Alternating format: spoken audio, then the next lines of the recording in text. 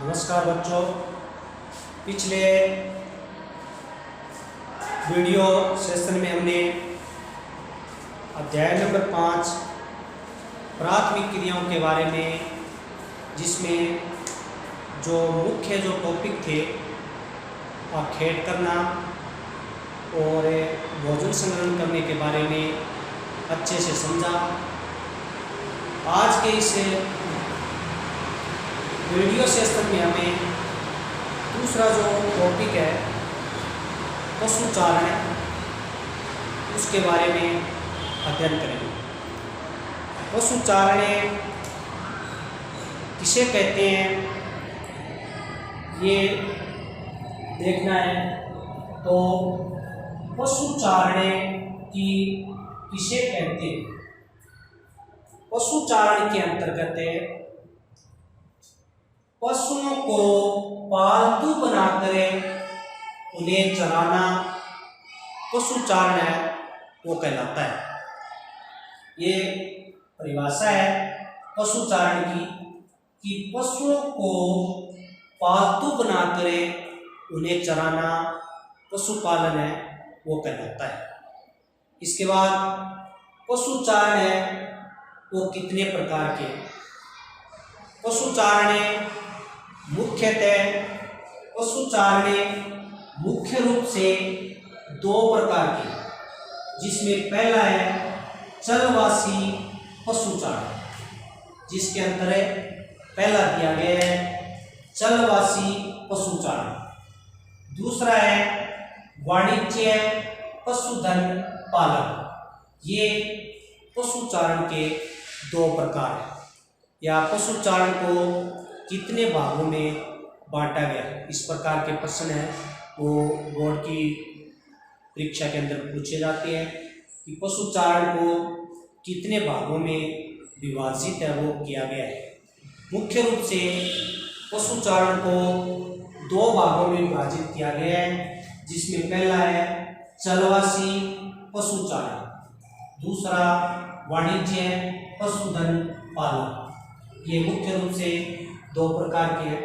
अब देखते हैं चलवासी पशुचारण किसे कहते हैं। चलवासी पशुचारण है वो किसे कहते हैं? जैसा कि इसके नाम से पता चलता है, चलवासी यानी कि इधर उधर घूमते हैं, वो रहते हैं अपने पशुओं के साथ।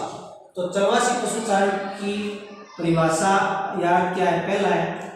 पहले पशुपालक चारे व पानी की खोज में अपने पशुओं के साथ एक स्थान से दूसरे स्थान पर घूमना चलवासी पशुचारण कहलाता है।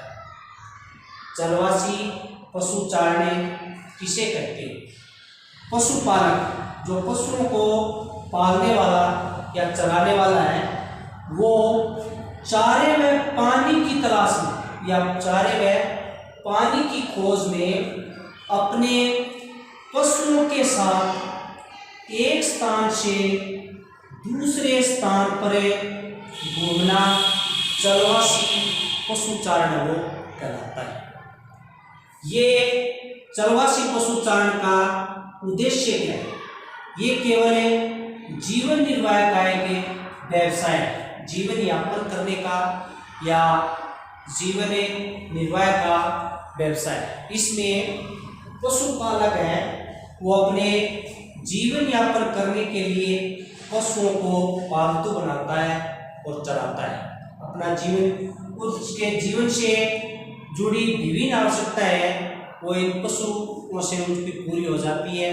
जैसे औजार है, पानी है, चारे है, उनके भोजन की व्यवस्था है, वो इन पशुओं से वो पूरी होती है। इसलिए चलवासी पशुचारण है उसको जीवन निर्वाह व्यवसाय है वो कहा जाता है। केवल उद्देश्य है चलवासी पशुचारण का उद्देश्य जो होता है वो होता है जीवन निर्वाह करना। जीवन निर्वाह के उद्देश्य से चलवासी पशुचारण है वो किया जाता है। ये इसकी परिभाषा आ गई। पशुपालक चारे व पानी की खोज में अपने पशुओं के साथ एक स्थान से दूसरे स्थान पर घूमना चलवासी पशुचारण कहलाता है। चलवासी पशुचारण वो कहलाता है। ये इसकी परिभाषा है और विशेषता भी होती है। दूसरी, चलवासी पशुचारण में मौसमी प्रवास होता है। चलवासी जो पशुचारण है वो मौसम के अनुसार या ऋतु के अनुसार है, वो एक स्थान से दूसरे स्थान पर वो घूमते रहते हैं। तो इसको मौसमी प्रवास या ऋतु प्रवास, ऋतु के अनुसार, ऋतु प्रवास, ऋतु के अनुसार ये जो पशुपालक है वो स्थान है वो बदलते रहते हैं। जैसे अगर हमें भारत के संदर्भ में बात करें तो भारत के अंदर गद्दी जनजाति, बकरवाल, ये जनजातियां हैं, ये ऋतु के अनुसार वो प्रवास करती है। अब मौसमी प्रवास या ऋतु प्रवास के अनुसार प्रवास वो किस प्रकार से होता है? जैसे ऋतुओं के अनुसार प्रवास, ग्रीष्म ऋतु के अंदर है, गर्मी के दिनों में या ग्रीष्म ऋतु में ये जनजातियां अगर भारत के संदर्भ के अनुसार हम देखें तो ये जो जनजातियां हैं ये समतल या मैदानी क्षेत्रों को छोड़कर कौन सी ऋतु में? गर्मी की ऋतु में ये जनजातियां मैदानी क्षेत्रों की ओर से या मैदानी क्षेत्रों की ओर से पर्वतीय क्षेत्रों की ओर चली जाती है। ग्रीष्म ऋतु में ये जो जनजातियां हैं या पशुपालक हैं ये समतल भूभागों को छोड़कर पर्वतीय क्षेत्रों की ओर ग्रीष्म ऋतु के अंदर चले जाते हैं और फिर सर्दी के ऋतु में पर्वतीय क्षेत्रों की ओर से वापस वो समतल या मैदानी भागों में आ जाता है। तो ये ऋतु के अनुसार वो परिवर्तन होता है। मैदान गर्मी के अंदर या ग्रीष्म ऋतु में मैदानी भागों से पर्वतीय क्षेत्रों की ओर चले जाते हैं और शीत ऋतु में पर्वतीय क्षेत्रों से पुनः वापस मैदानी क्षेत्रों की ओर आ जाते हैं।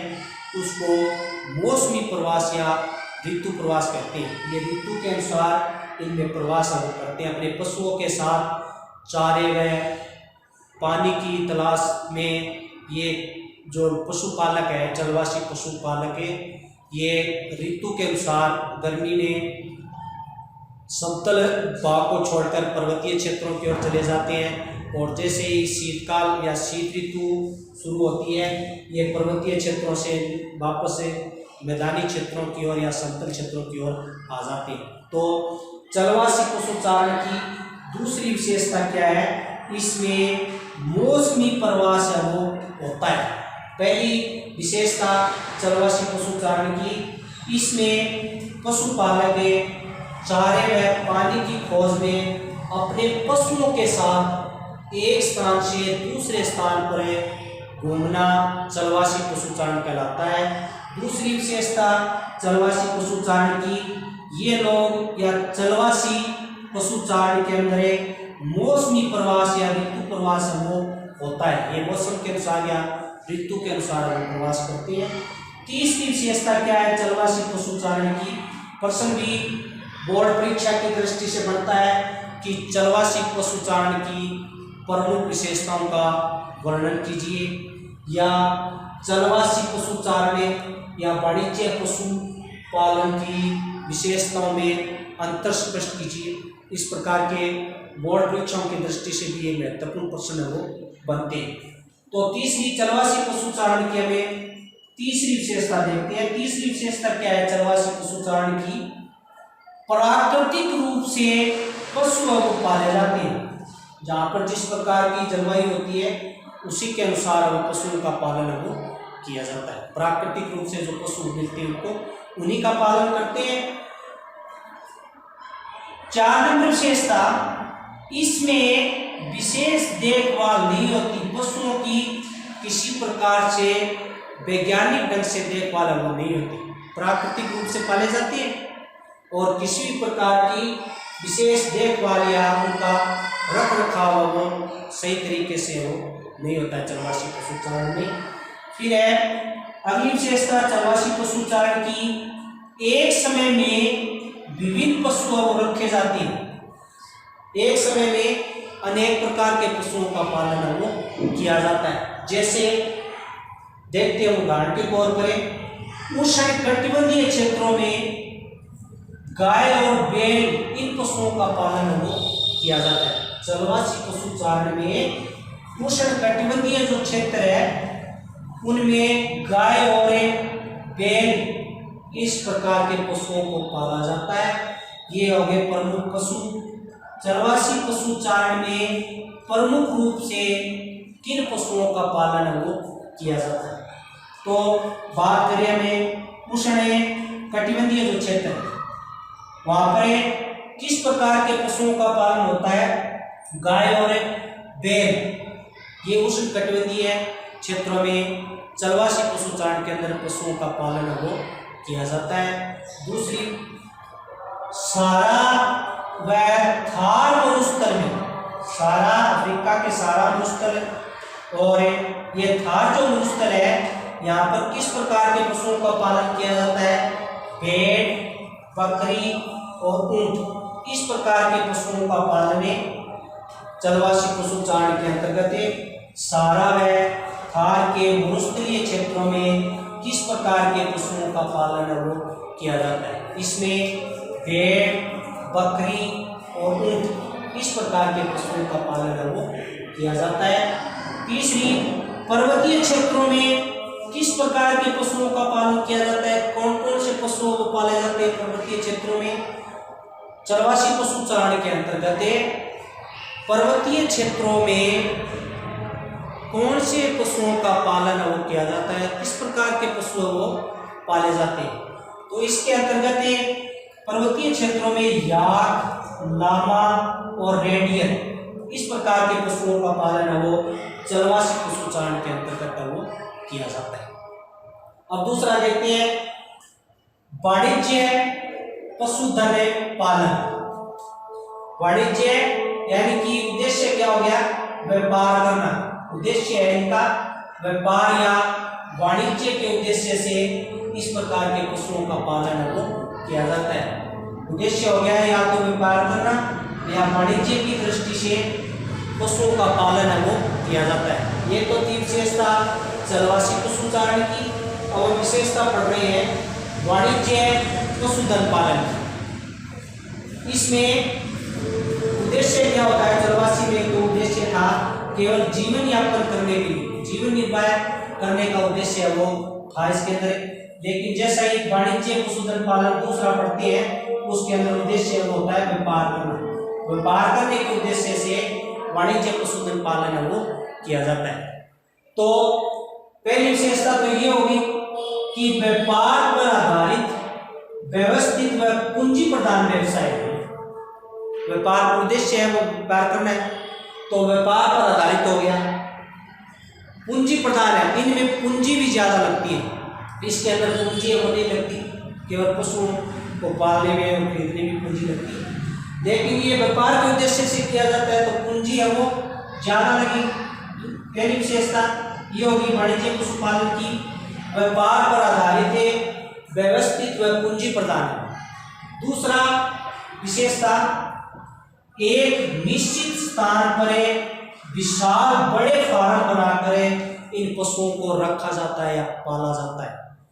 एक निश्चित इनका स्थान होता है और बड़े क्षेत्रफल में विशाल क्षेत्रफल वाले या विशाल क्षेत्र वाले फार्म होते हैं, उनमें इन पशुओं को रखा जाता है। और जो विशाल फार्म जो होते हैं इनको रेंज कहा जाता है। जो विशाल जो फार्म होते हैं इनको रेंज कहा जाता है। पशुओं को रखने के बड़े बड़े जो फार्म होते हैं उनको रेंज कहा जाता है। वाणिज्य पशुपालन में पशुओं का पालन है वो बड़े बड़े फार्मों में या बड़े भूभाग पर या क्षेत्रफल पर पाले जाते हैं। इन फार्मों को रेंज कहा जाता है। और वाणिज्य पशुधन पालन की तीसरी विशेषता, पशुओं को वैज्ञानिक तरीके से पाला जाता है। इसके अंदर पशुओं को वैज्ञानिक तरीके से या वैज्ञानिक ढंग से उनका रख रखाव वो किया जाता है। प्रजनन जैसी सुविधा या पशुओं से प्राप्त होने वाला जो भी पदार्थ है उनकी देखभाल या उनका रखरखाव या पशुओं का रखरखाव है वो वैज्ञानिक ढंग से किया जाता है। इसके चरवासी पशुचारण में विशेष पशुओं पर विशेष ध्यान नहीं दिया जाता। चरवासी पशुचारण के अंदर पशुओं की जो देखभाल की जाती है उस पर कोई विशेष ध्यान नहीं दिया जाता, लेकिन वाणिज्य पशुपालन में पशुओं को वैज्ञानिक तरीके से पाला जाता है। पशुओं को वैज्ञानिक तरीके से पाला जाता है और वाणिज्य पशुधन पालन की अगली विशेषता है, इस वाणिज्य पशुधन पालन में पशुओं की विशेष देखभाल की जाती है। इसके अंदर एक विशेष देखभाल नहीं होती चरवासी पशुचारण में। वाणिज्य पशुधन पालन में पशुओं की विशेष देखभाल की जाती है। वाणिज्य पशुधन पालन की अगली विशेषता, इसमें केवल एक ही प्रकार के पशु वो पाले जाते हैं।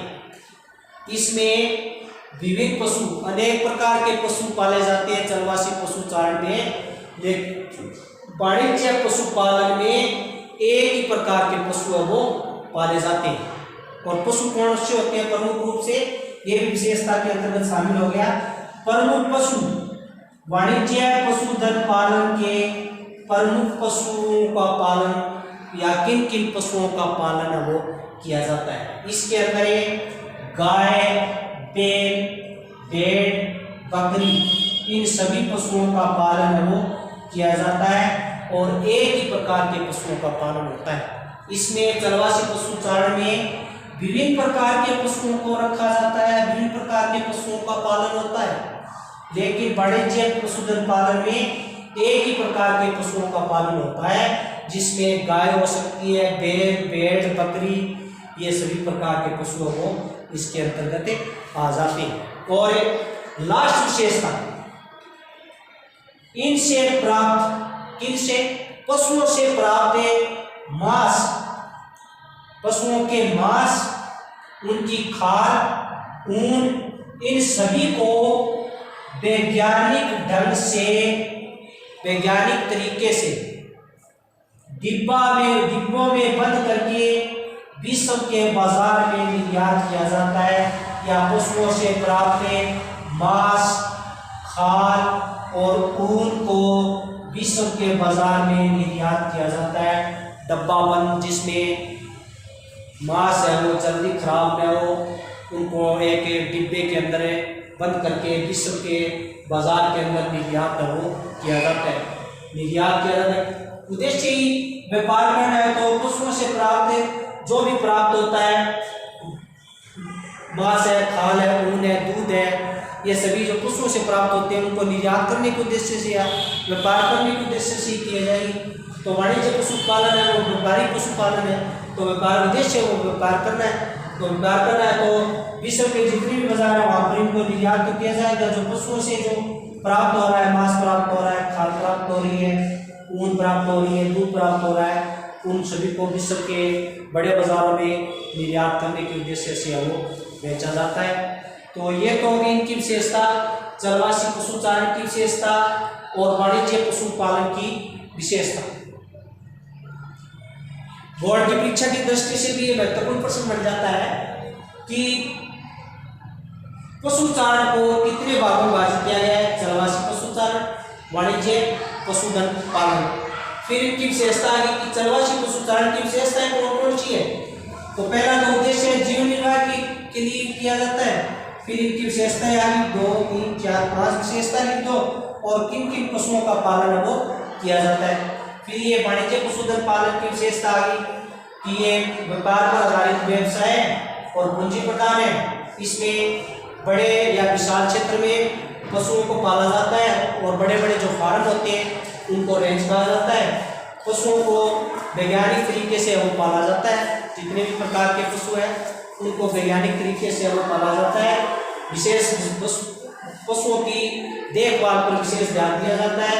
एक ही प्रकार के पशुओं का पालन वो किया जाता है, जिसमें गाय, बैल, भेड़, बकरी, इस प्रकार के पशुओं का पालन वो किया जाता है। और इन पशुओं से प्राप्त जो मांस है, खाल है, ऊन है, दूध है, उनको डिब्बा बंद करके जल्दी खराब न हो इसलिए डिब्बा बंद करके विश्व के बाज़ारों में या विश्व के बड़े देशों में इनको निर्यात वो भी किया जाता है। अगला जो टॉपिक है वो है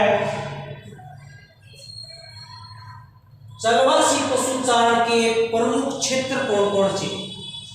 चलवासी पशुचारण के प्रमुख जो क्षेत्र है या चलवासी पशुचारण है वो किन किन क्षेत्रों के अंतर्गत किया जाता है। चलवासी पशुचारण के प्रमुख क्षेत्र कौन कौन से। चलवासी पशुचारण किन किन क्षेत्रों के अंदर किया जाता है। ये पहला हो गया उत्तरी अफ्रीका से लेकर उत्तरी अफ्रीका से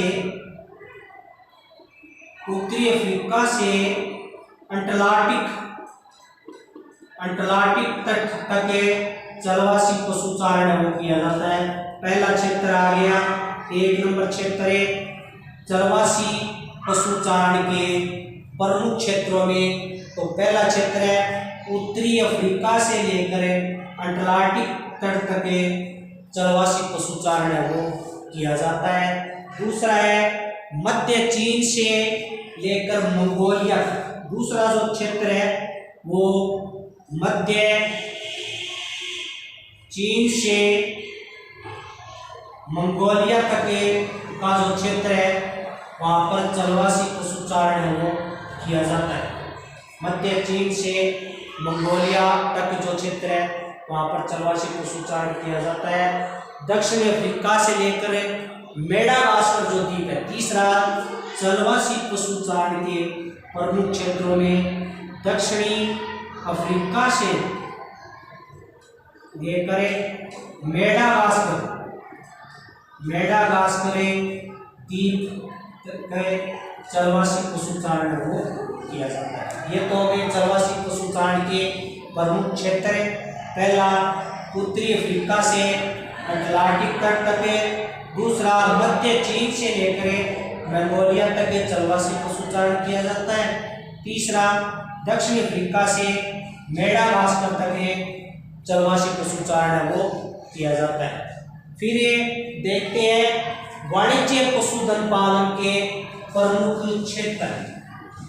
वाणिज्य पशुधन पालन के प्रमुख क्षेत्र किन किन क्षेत्रों में व्यापार के उद्देश्य से कौन से क्षेत्र है जहाँ पर वाणिज्य पशुधन पालन वो किया जाता है। इसमें पहला है ऑस्ट्रेलिया। ऑस्ट्रेलिया में वाणिज्य पशुधन पालन का प्रमुख क्षेत्र है। दूसरा न्यूजीलैंड, यहाँ पर भी पशुओं को व्यापारिक दृष्टि से पाला जाता है। तीसरा है यूरोप में यहाँ पर भी वाणिज्य पशुधन पालन वो किया जाता है। और चौथा है संयुक्त राज्य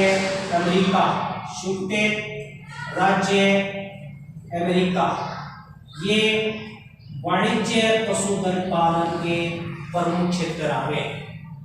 तो प्रश्न बन गया कि चलवासी पशुचारण के प्रमुख क्षेत्र कौन कौन से हैं। उत्तरी अफ्रीका से अटलांटिक तट तक, मध्य चीन से मंगोलिया तक, दक्षिण अफ्रीका से मेडागास्कर जो द्वीप है, इन तीनों क्षेत्रों में चलवासी पशुचारण व्यवसाय वो किया जाता है। चलवासी पशुचारण वाणिज्य पशुधन पालन के प्रमुख क्षेत्र है जिसमें ऑस्ट्रेलिया, न्यूजीलैंड, यूरोप में संयुक्त राज्य अमेरिका, ये सभी क्षेत्र है जो वाणिज्य पशुधन पालन का व्यवसाय वो करते हैं। अगला पॉइंट है, अब वर्तमान के अंदर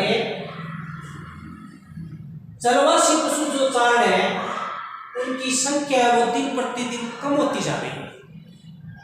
चलवासी पशुचारण है इनकी जो संख्या है वो दिन प्रतिदिन कम होती जा रही है। इसके कारण क्या है? चलवासी पशुचारण की संख्या के कम होने के कारण चलवासी पशुचारणों की संख्या दिन प्रतिदिन है वो कम होती जा रही है।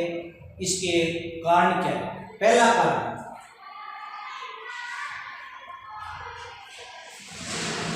राजनीतिक सीमाएं जो है उनका विलोपन हो गया है।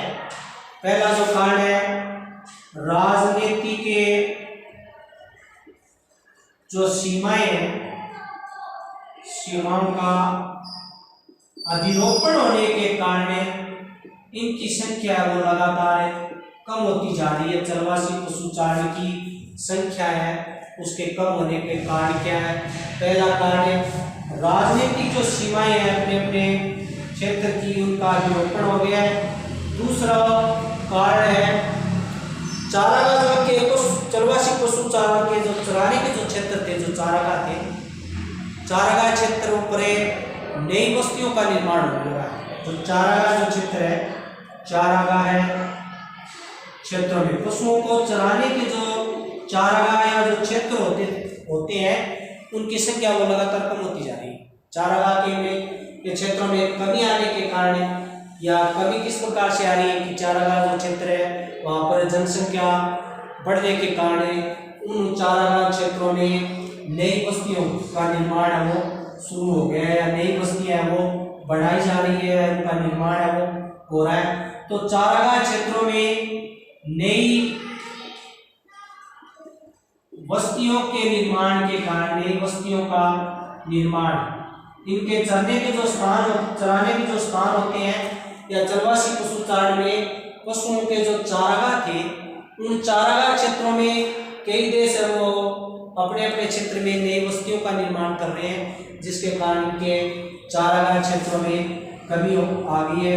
और चारागाह क्षेत्रों में कमी आने के कारण चलवासी पशुचारण है उनकी संख्या भी लगातार है वो कम होती जा रही है। आज के लिए इतना ही। कल पढ़ते हैं हमें इसी अध्याय का 5 नंबर अध्याय है प्राथमिक क्रियाएं, उसका अगला पॉइंट है कृषि।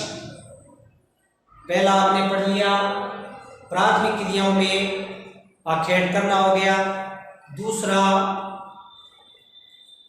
भोजन संग्रहण करना, और तीसरा हमने पढ़ लिया पशुचारण। ये तीसरा हमने आज पूरा कर लिया कि चलवासी पशुचारण है वो दो प्रकार के, चलवासी पशुचारण, वाणिज्य पशुपालन। इनकी विशेषताएं भी होगी, इनके प्रमुख पशु भी हो गए, प्रमुख क्षेत्र भी हो गए, इनकी संख्या चलवासी पशुचारणों की संख्या कम होने के कारण भी हो गए। अगला जो पॉइंट है वो पढ़ेंगे हमें कृषि। तो आज के लिए इतना ही, कल मिलते हैं अपना अगला टॉपिक लेकर कृषि। तब तक के लिए धन्यवाद।